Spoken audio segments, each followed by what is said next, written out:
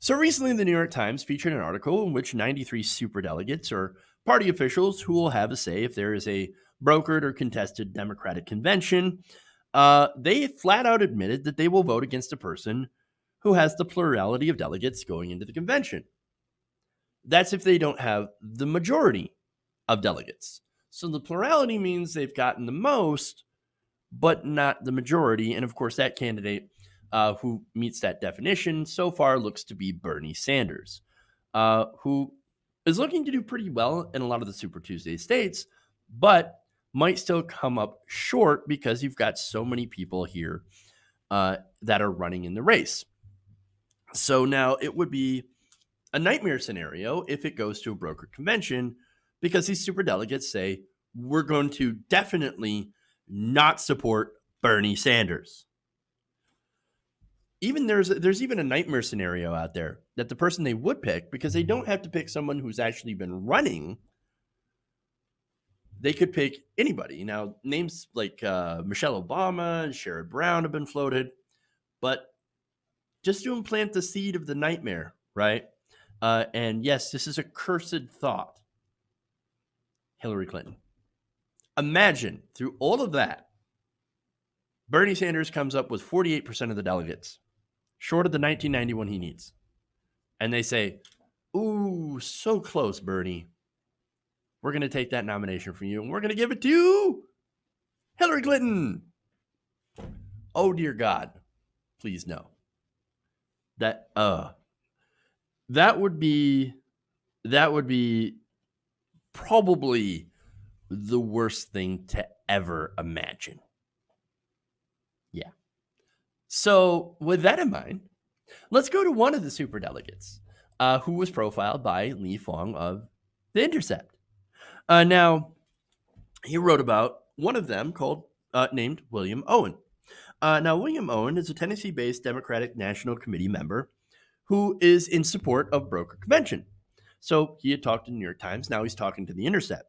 Now, the thing about Owen is that he's not just a DNC superdelegate.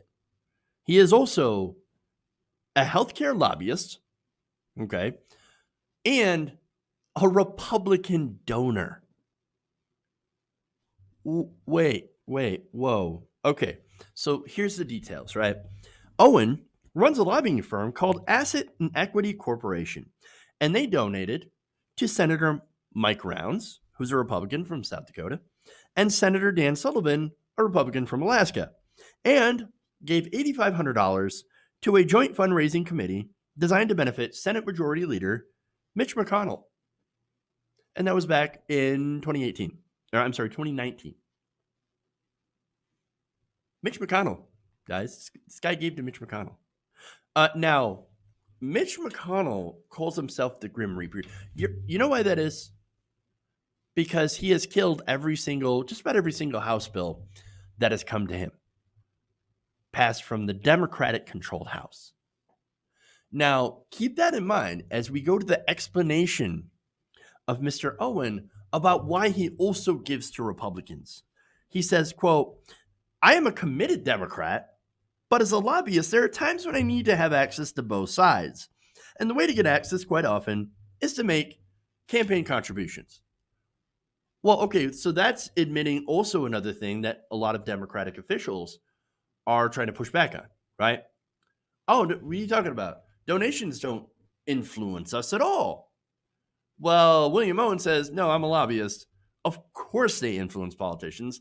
That's pretty much the only way that we get to actually talk to them is write them fat checks. All right then. So now you need access to Mitch McConnell. Now, why is that? What has Mitch McConnell done for you? Nothing. I mean, if you believe in actual Democratic priorities, that's policy, right? Passed again by the House on environmental regulations, banking regulations, increasing the minimum wage, doing something about gun control. Well, Mitch McConnell's blocked all of that. So, I mean, his excuse of, well, I got to have access to both sides doesn't really hold up. Nonetheless, he says, I am a registered lobbyist and I represent clients and they have interest in front of Congress. And by the way, I also I attend the Senators Classic. Now, what is that? That's a Republican event. And he goes there each year. But hey, guys, I'm a committed Democrat. Oh, now more. He also says that he gives lots of money to Democrats, right? And that's his proof. Like, yeah, I've given to Republicans, but I also give to a lot of Democrats too. And that makes me a good Democrat. Okay, well, let's get into the details on that, right? So now, FEC records do show that Owen had in the past donated to some Democratic candidates. Okay. However, according to these records, in this cycle, he has not donated to any Democratic congressional candidates. Well, okay, we're still in the primary phase, so maybe he'll get out that checkbook and do some, down ballot races, but very likely he will be supporting establishment Democrats like Henry Cuellar, who vote 70% with Donald Trump, or Dan Lipinski, who is somebody who is not in favor of reproductive rights. I don't know for sure. Those are just some guesses that I'm throwing out there. Not exactly your, progressive Democrat. I would be very surprised if he took out his checkbook for Alexandria Ocasio-Cortez. I'm just saying. But okay, he's also not donated to any presidential candidates this cycle. Now, we do know that he is in favor of Joe Biden and supports Joe Biden and actually hopes that that they get to a brokered convention so that he can choose Joe Biden. Okay. So no, at least we're clear on that, right?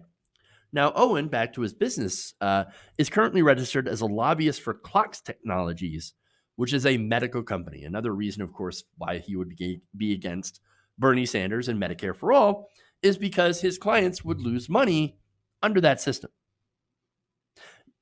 So, now, what's interesting here about all this? This guy's a superdelegate, wants a brokered convention, but there is this BS that's floating around that I want to just address right here. Some people are saying, well, look, you're against superdelegates now. Bernie Sanders is against superdelegates now. But what about in 2016, where he was in favor of superdelegates? In fact, he supported the changes to the superdelegate system, and he should be fine what we have now and not be complaining. Okay. And they'll point, of course, to Bernie Sanders saying on video, hey, the superdelegates, you should support me. But wait, that's a half truth. And it's something that, by the way, Elizabeth Warren has been pointing out as well. It's a half truth. And so the reason is, and let me explain. So now, yes, he did come out and say the superdelegates in my state, the states that I have won in the primary, should back me, right? And not just allow these superdelegates to do whatever they want.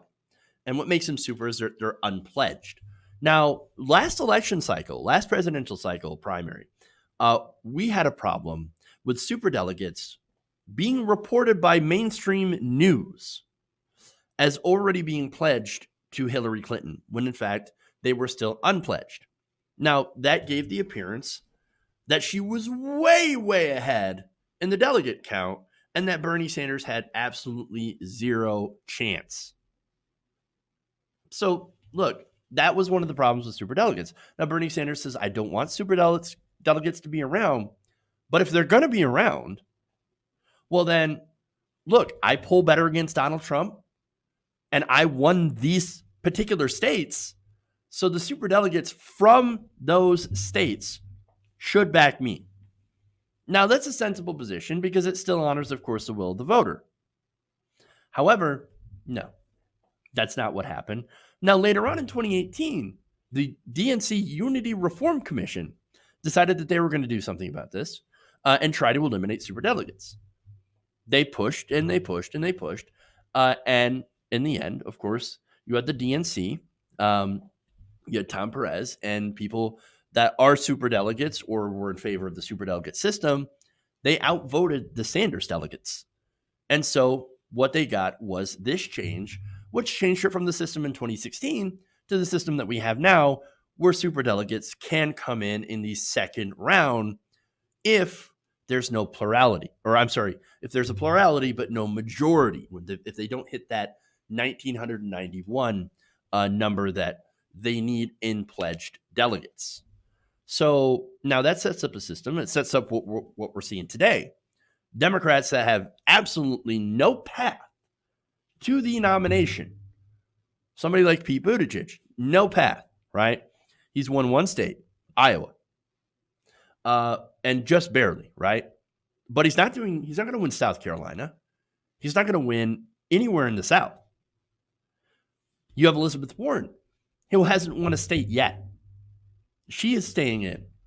And it's because now she has a super PAC, but there's no viable path to her nomination. She's not even winning in her home state. New polls come out where Bernie Sanders is now beating her in Massachusetts, according to a new Boston Globe poll. He's at 25%. Now, she's at 17%, but if she falls any further, for example, if he does really well in South Carolina and she does really poorly, she could fall below the threshold of getting any delegates in her home state. That's 15%. So, I mean, she doesn't have a path to the nomination. What is she still doing? Brokered convention. Amy Klobuchar, no path.